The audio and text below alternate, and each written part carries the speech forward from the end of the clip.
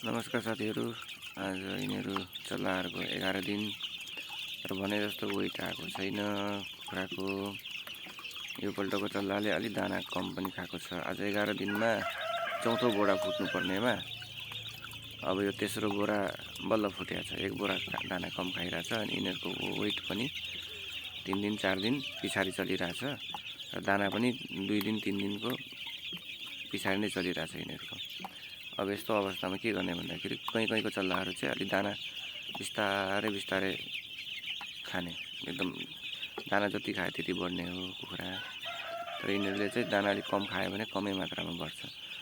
यस्तो हुँदाखेरि हामीले जुन 14 दिनमा 1 नम्बर दाना फेर्छौँ नि, 14 दिनमा नफेरेर यिनीहरूलाई 5 बोरा खुवाएर चाहिँ 16 दिन 17 दिनमा यिनीहरूको दाना फेरिदिने।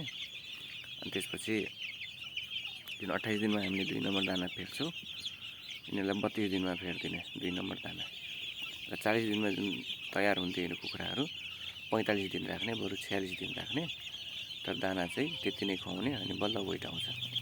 यो होइन कि यसपालिको चल्ला वेटै आएन, यो यस्तो हुँदैन। कहीँको चल्लाहरू अलिक कम बिस्तारै दाना खाने गर्छन्, अलिक कम दाना खाने गर्छन्, त्यही अनुसार वेट बढ्ने हो। यस्तोमा चाहिँ केही आत्तिनु पर्दैन।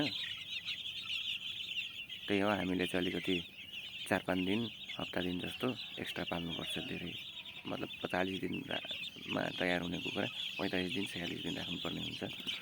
दाना चाहिँ जति हामीले खुवाउनु पर्ने हो त्यति चाहिँ खुवाउनै पर्छ।